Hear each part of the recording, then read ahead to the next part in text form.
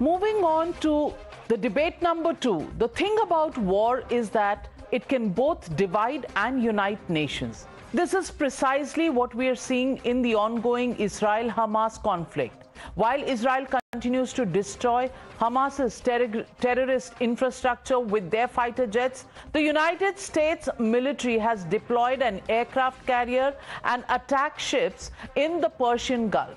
It has also set up advanced missile defense systems in the area. The United Kingdom has also sent Royal Navy ships and spy planes to support Israel, while Germany has permitted Israel to use Heron combat drones to target Hamas's hideouts.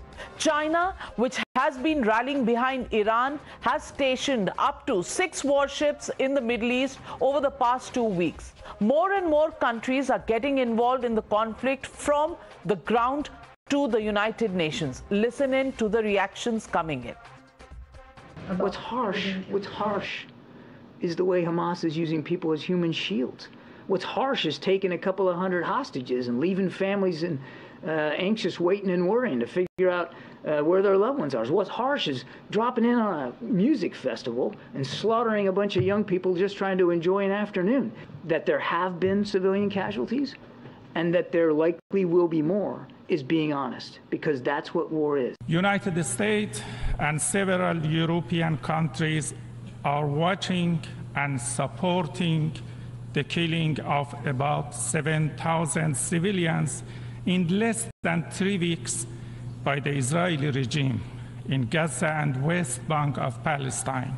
We need to ensure every step of the way that humanitarian access is granted into Gaza, that civilians, particularly nationals of other countries like Canada, can get out, that we're flowing in medical supplies and support for people in there. That is essential. That is why we're calling for humanitarian pauses.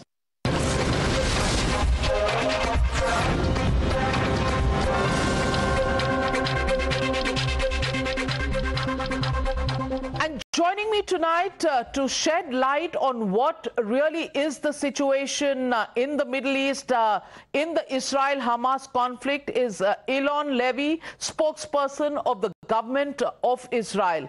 Good evening, Eylon Levy, and thank you very much for joining me on Times Now. Good evening, Navika. I just want to ask you, are we looking at a situation which is now escalating, given the fact that even though the United States says that its strikes on Syria are nothing to do with the Israel-Hamas conflict, the fact is more and more countries seem to be getting involved. Do you see an escalation in the area? It's day 21 now after the October 7th massacre, when Hamas brutally killed 1,400 of our people and abducted nearly 230 people into the Gaza Strip. And Hamas is continuing to shoot rockets all across Israel. In just the last few hours, I had to run twice into a bomb shelter because Hamas is shooting rockets at Israel. We're talking 8,000 rockets on Israel in the last 21 days. One of those rockets hit a building in Tel Aviv, and there are injured people. Now, Hamas wants to escalate the conflict. Hamas is calling on Hezbollah, its twin sister in Lebanon, to enter the conflict and shoot more rockets at Israel. And we've been very clear. Our mission at the moment is to defeat Hamas. We're focusing on the Gaza Strip. We're focusing on the evil ISIS-like terror organization that burned, beheaded, butchered, tortured, mutilated people on the 7th of October. We don't want this conflict to expand. We're ready to fight on 2 fronts if we have to. We don't want to. Hezbollah drags us into a full-scale war in the north, then we're ready to fight on 2 fronts. We're ready to win, and the consequences will be severe. But at the moment, Israel is trying to conflict, to focus on Hamas in the Gaza Strip. But indeed, Hezbollah, Hamas, Iran, part of this regional axis of evil, are trying to escalate the conflict, escalate the situation. And that's why it's very important that the United States has signaled its support. The US has sent 2 aircraft carrier groups into the Middle East in a clear message. Don't mess with Israel. Anyone thinking of expanding this conflict, don't do it. Well, let me also ask you, the United Nations also seems to be divided down the middle. On the one hand, at Times Square, we see 200-odd empty chairs being kept representing each of the hostages taken by Hamas. On the other side, the UNGA is holding its special emergency session. We're also seeing, that countries are also divided down the middle. How does Israel see the positioning of various countries on both sides? This is outrageous that there's even a debate. On October 7th, Hamas committed a crime against humanity that murdered, injured, or abducted the nationals of over 40 states in the most brutal, spectacular violence that is imaginable. Our war against Hamas, the war that Hamas has declared on us, is a war between humanity and savagery, between civilization and barbarism. And we expect the whole world to state something that is very obvious. Israel has a right of self-defense. Israel has a duty of self-defense. Israel was the victim of an act of aggression by a barbaric terrorist group that massacred 1,400 of our friends and family, injured over 5,000 people, traumatized tens of thousands, abducted 230 people, including children, including 30 children. We were the victims of an act of aggression, and we expect the whole world to stand by our side and make it clear that Israel has every right to go after Hamas and destroy it. And we're going to destroy Hamas just as the international community destroyed ISIS. Hamas proved itself to be worse than ISIS with its violence on October 7th. We're building an international coalition in the free world of countries that understand we have to defeat Hamas. This evil jihadi violence cannot be allowed to continue, and we deplore any country that is not standing firmly by Israel's side and its right of self-defense. Really, it's a no-brainer. I want to ask you, if you do undertake a land invasion into Gaza, what about the prospect of human casualties? How will Israel distinguish between who is a civilian, who is the Hamas, and what happens then to the narrative that is being set across the world, about civilian casualties in Hamas as well?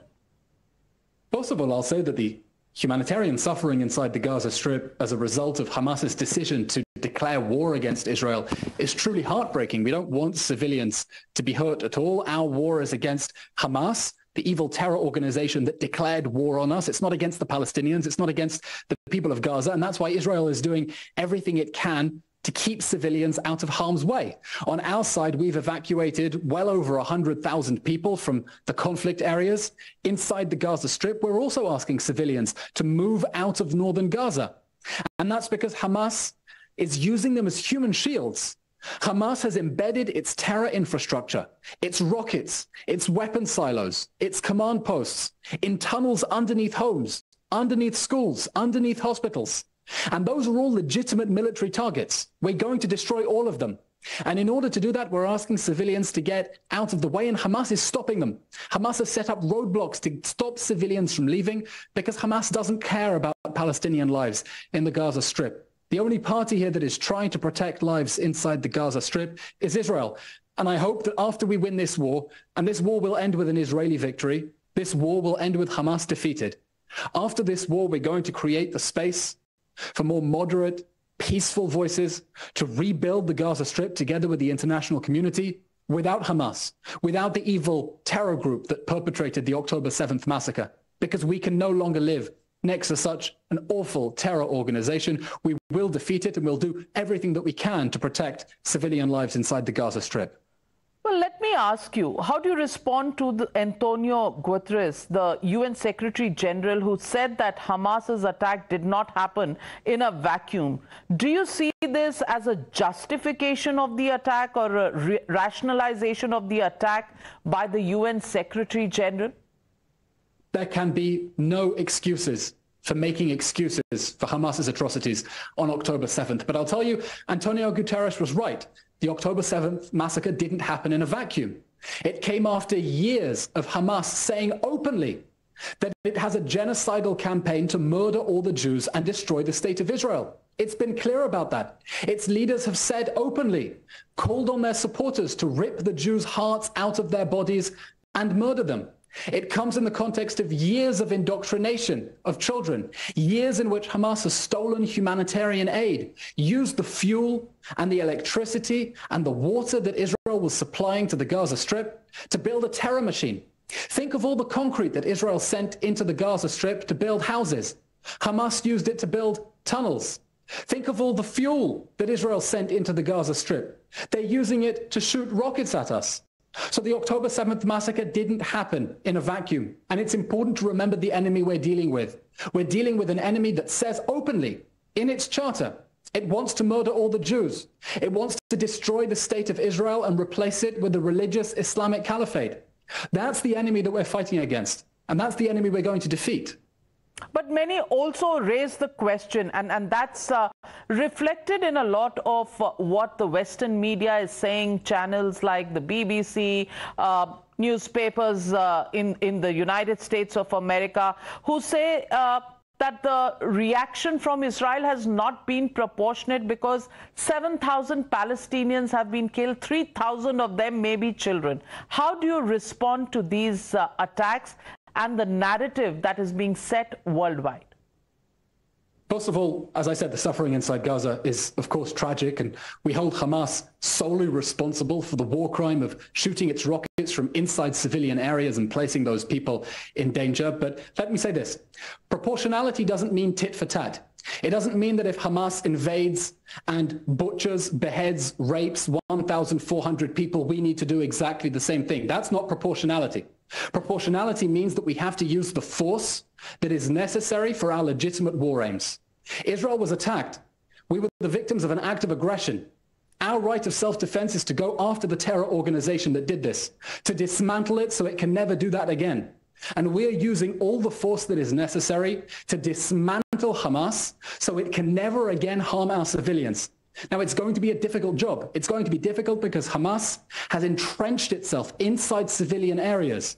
That's why we're asking civilians to get out of the way. But Israel is going to use all necessary force to target the Hamas terror machine inside the Gaza Strip, and that is exactly what we're continuing to do. Well, let me ask you, 4 hostages have been released, 2 elderly women, 2 Americans as well, while around 200 hostages still seem to be kept captive by Hamas. It seems like Hamas has been trying to project an image that they're considerate. How does Israel plan to combat this narrative, and what is your latest information on the hostages still held captive? Hamas released 4 hostages under international pressure. We welcome their release and we call for more international pressure on Hamas, on its supporters, to make it clear there is no excuse for ripping babies out of their beds, murdering their parents and taking them hostage into the Gaza Strip. We're talking about around 230 hostages. 230 hostages, including 30 children. 30 children under the age of 16. Like this boy. This is Erez. Yesterday was his 12th birthday.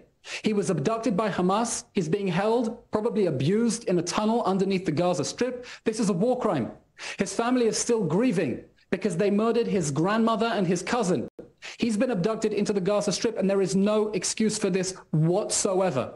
And we're calling on the whole world to put more pressure on Hamas, more pressure on its supporters to release the civilian hostages, because this is a war crime. It's a crime against humanity. There can be no excuse. And I'm sure that viewers watching at home, if, God forbid, ISIS were to abduct 30 Indian children and take them hostages, the Indian government would do everything it can and go to the ends of the earth to bring those children and bring those hostages home. And that is one of the objectives of our war. It's to bring the hostages home and to make sure that Hamas can never, ever, ever again invade our homes and rip our children out of their beds. Eylon, Levy, I know we live in difficult times. Heart goes out to all those who've lost their lives, lost their loved ones. And we do hope... And we really do appreciate that support that we're feeling, especially from the people of India. We know that they understand what we're dealing with, such an evil terror organization, and we really feel the love and we appreciate it very much. And we do feel, at whichever level you look at it, wars never help anybody. We just hope better sense prevails and we have peace. Thank you very much, Mr. Levy, for joining me on the News Hour tonight.